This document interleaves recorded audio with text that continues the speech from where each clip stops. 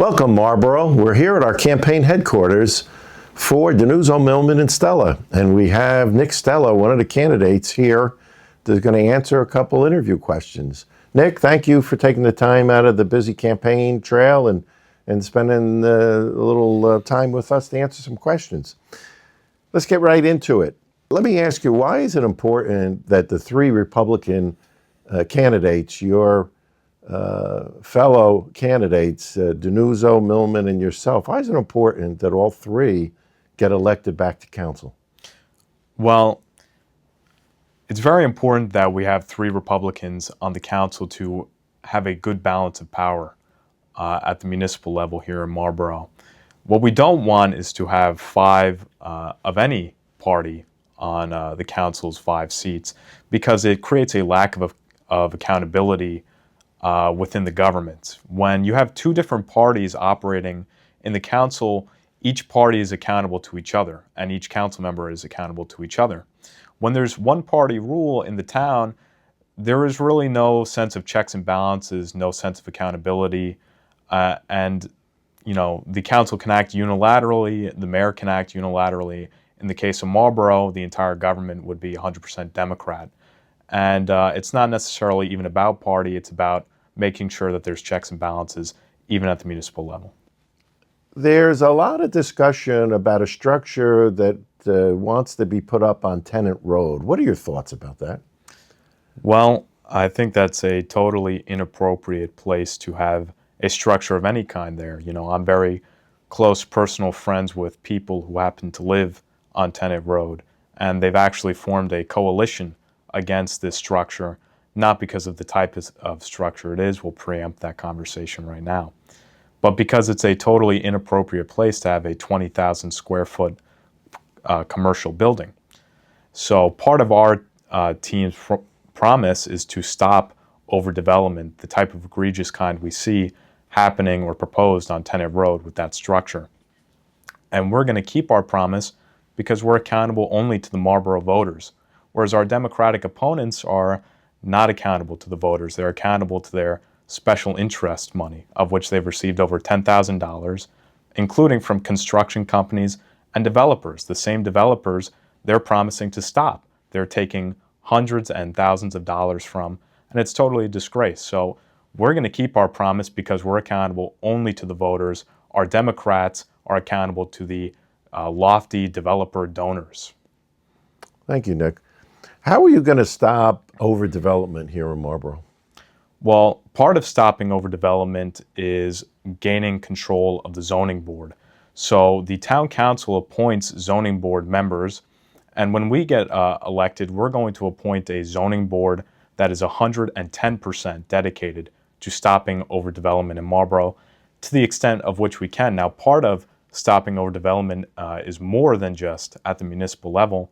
It includes electing Republicans down ballot, including Governor Jack Ciattarelli, who has promised to dismantle the Mount Laurel Doctrine and the Council on Affordable Housing, which is forcefully imposing low-income housing in small municipalities like Marlboro, and like Jack Ciattarelli says, taking the garden out of the Garden State.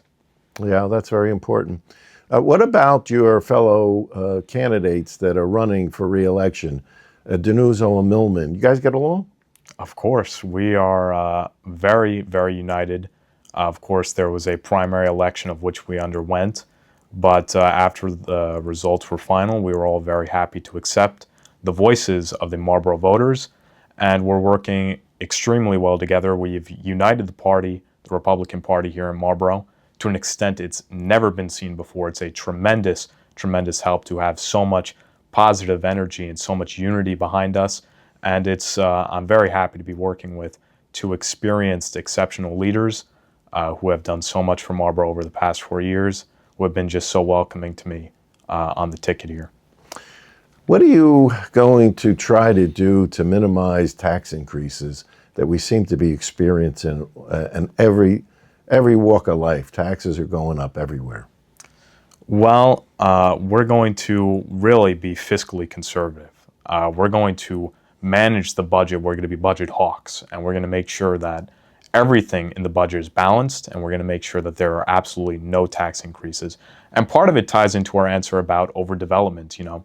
The more that people move into the town, the more that things like schools need to raise taxes, the more that infrastructure wears down and needs to be repaired.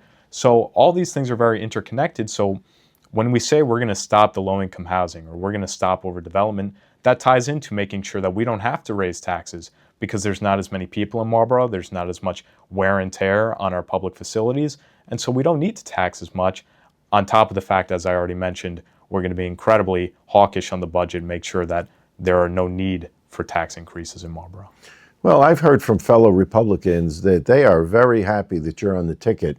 You bring a youthful presence, the knowledge of technology. Can you elaborate why that's important for us? Well, I think it's important to have more young people involved because you have to imagine that of the elected officials, not just even in Marlboro, but in the state and in the country, unfortunately, they're majority over the age of 55, 60, but their policies affect everybody all the way down to people younger than myself. So I think it's important that we have a voice for everybody. And on top of that, even within the Republican Party, it's been long said that Democrats have a hold on the young people. And I think my presence on this ticket and my candidacy, and eventually when I win, is going to bring the Republican Party into a new generation. It's going to inspire a new generation of conservative leaders in a movement which I certainly want to be a part of and which I think I'm contributing to by being on this ticket. There's been some to criticize that you're not going to work with, collectively, you're not going to work with this Democratic mayor. The current seated 3 Republicans have worked very well. Will that continue with you being elected as one of the 3? That will absolutely continue. I think that an important part of being an elected official is knowing when to pick your battles. And I think that despite party, overall, we have the best interest of Marlboro at heart. And I think there's a time and a place to be disagreeable. I don't think it's necessarily bad to exert the power you're given in having a majority on the council when it's necessary. But I think so long as the Democrats want to work with us in making sure that Marlboro is the best it can possibly be, then we're not going to have any problems if they follow our lead. And the team of DiNuzzo and Milman and Kazi, who were the incumbents, had a tremendous record of working bipartisanly, which I'm hoping to carry on. You mentioned Junaid Kazi. You defeated him in the primary, but yet he's endorsed this ticket. Why would he do that? Because Junaid Kazi understands the value of unity. As I mentioned before, he understands that while we might have been previous adversaries in the primary election, he knows that what we're facing in the general election is far worse than me, of course. Having a one-party control and govern Marlboro unilaterally is a total spit at democracy itself. And we need to make sure everybody has a voice in Marlboro, including Republicans, and we need to make sure that, the council isn't, a bunch of the mayor's friends from childhood. We need to make sure that David Fisher, one of our opponents who donated and made donations to the Hornet campaign in 2023, isn't able to successfully receive political patronage. Now he's endorsed by Hornet 2 years later. He's at the top of the Democratic ticket. To me, that's incredibly fishy, to put it succinctly. Nick, the opposition has a large war chest.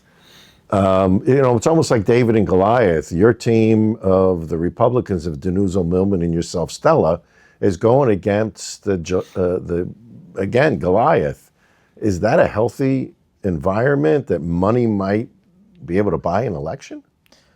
I don't think it's very healthy. I don't think it's inherently wrong that money is in politics, but you have to look at the contrast between our 2 tickets. We've received only small dollar donations from local Republicans, $25, $50 donations from concerned Republicans, whereas they've received hundreds of dollars from interests and corporations, many different companies, including construction companies, developers, as I already mentioned, that totaled well over $10,000. They're spending $10,000 on billboards. They're, driving around mobile billboards. They're sending advertisements like nobody's ever seen for a local election. And I think just the concentration of special interest money in the Democratic ticket is disgusting. And I think it ought to scare every resident in Marlboro just how much corporate money can be involved in even the municipal level. I noticed that your Democratic competitors in this election, your opposition candidates, seem to have the mayor's picture on everything. I didn't think the mayor was running in this election. It's true, the mayor is not running in this election. I think it's alluding to a bigger problem that we have, that the mayor is trying to interject himself in an election that doesn't concern him. Of course, this election is for 3 seats on the council, and the mayor has his face, as you already said, on every piece of literature they're handing out. In fact, I think on their billboards, his face is even larger than theirs. And I think it's just going to be a preview of what we'll see if they get elected, that they're just going to take marching orders from Mayor Hornick, and I don't really think that's beneficial in a democratic republic like we have. Your campaign slogan states that it's people, not parties. What does that mean? Well, that means that we're interested in serving everybody in Marlboro. We're not taking orders from big party bosses. In fact, our ticket has been frequently criticized by a lot of party leadership, but we don't let that concern us because we're not accountable to anybody but the people in this town. And it's a, like I said, I'll allude back, that it's a contrast between ourselves and our opponents, that, you know, we're putting people first. And you see, we have people over politics on our literature. What do they have on their literature? Endorsed by John Hornick everywhere. The biggest thing on our literature is people over politics, people, not parties, things of that nature. Their biggest thing is John Hornick's face and endorsed by Mayor Hornick, because that's exactly what they're trying to win on, his endorsement. And if they win, it's already said, they're going to take 100% directive from John Hornick. So they won't have independent thinking on what's in the best interest of the citizens of Marlboro. Well, it'll be a toss-up of who they listen to, either their corporate donors or John Hornick. So that's going to be the only conflict they'll have. That won't apply to us because, like I said, we don't have any corporate money in our ticket, and we only care about the people in Marlboro, of which we've talked to many, and they totally agree that it's healthy to have checks and balances, even at the municipal level. Thank you, Nick, for taking the time from the campaign trail to be with us this evening. Good luck to you in the election. Thank you.